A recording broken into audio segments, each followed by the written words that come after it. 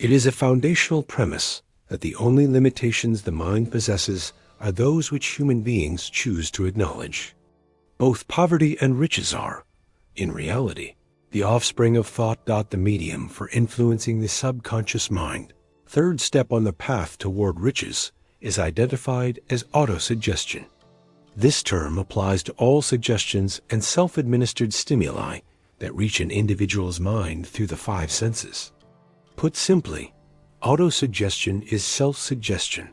It serves as the vital agency of communication, bridging the part of the mind where conscious thought occurs, with the part that serves as the seat of action for the subconscious mind, through the dominating thoughts that one permits to remain in the conscious mind, whether these thoughts are positive or negative.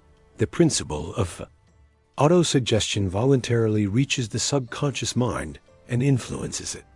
No thought, positive or negative, can enter the subconscious mind without the aid of this principle, with the possible exception of thoughts picked up from the ether. To state it differently, all sense impressions perceived by the five senses are first stopped by the conscious thinking mind. From there, they can be either passed on to the subconscious or rejected at will. The conscious faculty, therefore, functions as an outer guard to the subconscious. Nature has constructed humanity to have absolute control over the material that reaches the subconscious mind via the five senses. However, this is not to say that people always exercise this control. In the great majority of instances, they do not, which explains why so many individuals go through life in poverty. The author reminds us of the analogy of the subconscious mind as a fertile garden. In this garden, weeds will grow in abundance if the seeds of more desirable crops are not sown. Autosuggestion is the agency of control through which an individual can voluntarily feed their subconscious mind with creative thoughts. Or, through neglect, they can permit destructive thoughts to find their way into this rich mental garden. The reader is reminded of the instructions from the chapter on desire, specifically the last of the 6 steps.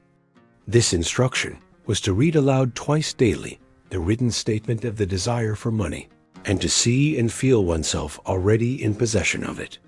By following these instructions, the object of the desire is communicated directly to the subconscious mind in a spirit of absolute faith.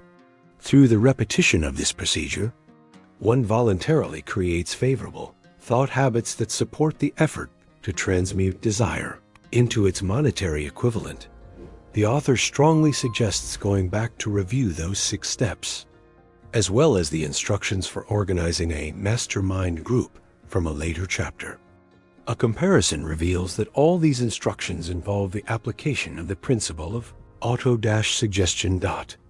A critical warning is issued. When reading the statement of desire, the mere reading of the words is of no consequence.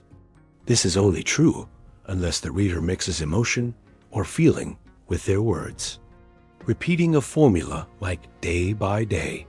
In every way, I am getting better and better. 1,000,000 times will produce no desirable results if it is done without emotion and faith. The subconscious mind recognizes and acts upon only those thoughts which have been well mixed with emotion or feeling. This fact is stated to be of such profound importance that it warrants repetition in nearly every chapter. The lack of understanding this one point is the main reason why the majority of people who try to apply autosuggestion get no desirable results. Plain, unemotional words do not influence the subconscious mind. No appreciable results will be gained until one learns to reach the subconscious with thoughts or spoken words that have been thoroughly emotionalized with belief. Individuals should not become discouraged if they cannot control and direct their emotions on the first attempt. It is vital to remember that there is no such possibility as something for nothing. The ability to reach and influence the subconscious mind has a price, and that price must be paid. One cannot cheat this process.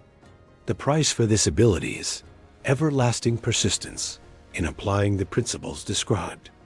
This ability cannot be developed for a lower price. Each person, and that person alone, must decide whether the reward they seek, the money consciousness, is worth the price they must pay in effort. Wisdom and cleverness by themselves will not attract and retain money, except in very rare instances where the law of averages provides a temporary advantage. The method described in this work, however, does not depend on the law of averages. Furthermore, this method plays no favorites. It will work for one person as effectively as it will for another. When failure is experienced, it is the individual, not the method, which has failed. If one tries and fails, they must make another effort, and still another, until they succeed. One's ability to use autosuggestion will depend largely on their capacity to concentrate upon their given desire until that desire becomes a burning obsession. When beginning to carry out the 6 steps, it is necessary to use the principle of concentration. A specific suggestion is offered for its effective use. When carrying out the first step to fix in your own mind the exact amount of money you desire, one must hold their thoughts on that amount with concentration or fixation of attention. With eyes closed, they must hold this thought until they can actually see the physical appearance of the money. This must be done at least once each day. During these exercises, one must also follow the instructions from the chapter on faith, seeing oneself actually in possession of the money. A most significant fact is presented. The subconscious mind takes any order given to it in a spirit of absolute faith and acts upon it. However, these orders often must be presented over and over again, through repetition, before the subconscious mind interprets them. Following this, the author suggests the possibility of playing a perfectly legitimate trick on the subconscious mind. This involves making it believe, because you believe it, that you must have the amount of money you are visualizing. The subconscious must be made to believe that this money is already awaiting your claim, and that it must hand over practical plans for acquiring it. This thought should be handed over to the imagination. One should see what the imagination can or will do to create practical plans for accumulating the money. One must not wait for a definite plan to form before taking action. Instead, one must begin at once to see oneself in possession of the money, demanding and expecting that the subconscious mind will deliver the necessary plan or plans. One must be on the alert for these plans, and when they appear, put them into action immediately. When these plans appear, they will probably flash into the mind through the 6th sense in the form of an inspiration. This inspiration can be considered a direct message from infinite intelligence. It must be treated with respect and acted upon as soon as it is received. Failure to do this is described as fatal to one's success. This relates to the 4th of the 6 steps, which instructed the reader to create a definite plan and begin at once to put this plan into action. This instruction should be followed in the manner just described. The author warns against trusting one's reason when creating the plan. Reason is described as faulty, and the reasoning faculty is potentially lazy. Depending entirely upon it may lead to disappointment. When visualizing the money with closed eyes, it is important to see yourself rendering the service or delivering the merchandise you intend to give in return. Summary of instructions. The fact that one is reading this book indicates an earnest search for knowledge and marks the reader as a student of this subject. As a student, there is a chance to learn much, but only by assuming an attitude of humility. A stern warning is given. If one chooses to follow some instructions, but neglects or refuses to follow others, failure is guaranteed.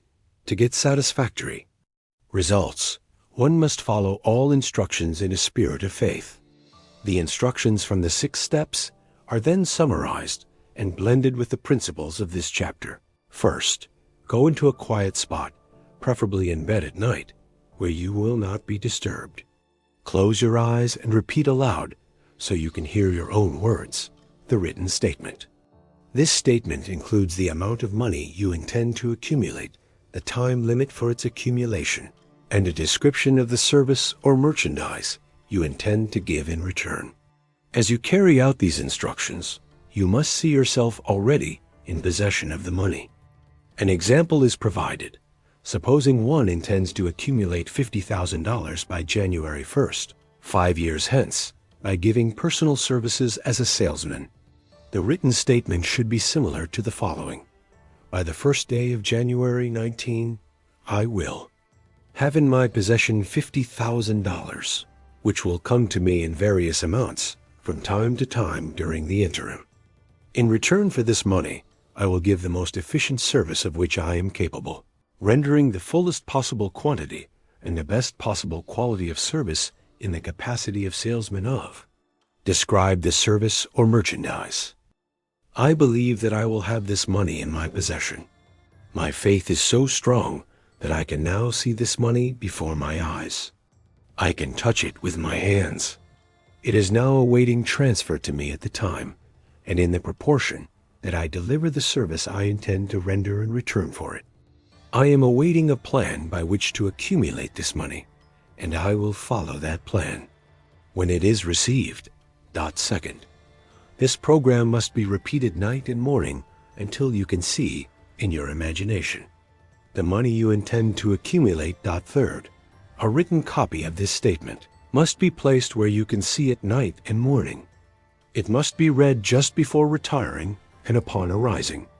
Until it has been memorized, as these instructions are followed, one must remember that they are applying the principle of autosuggestion for the purpose of giving orders to the subconscious mind. It must also be remembered that the subconscious mind will act only upon instructions that are emotionalized and handed over to it with feeling. Faith is identified as the strongest and most productive of the emotions. These instructions may, at first, seem abstract or impractical. This should not be a disturbance. If one does as instructed, in spirit as well as in act, the time will soon come when a whole new universe of power will unfold. Skepticism regarding new ideas is a characteristic of all human beings. But by following these instructions, skepticism will soon be replaced by belief, which in turn will crystallize into absolute faith. Then, one will arrive at the point where they may truly say, I am the master of my fate. I am the captain of my soul. Many philosophers have stated that man is the master of his own earthly destiny, but most have failed to explain why. The reason man may be the master of his earthly and financial status is thoroughly explained in this chapter. Man may become the master of himself and his environment because he has the power to influence his own subconscious mind. Through it, he can gain the cooperation of infinite intelligence. This chapter is presented as the keystone to the arch of this philosophy.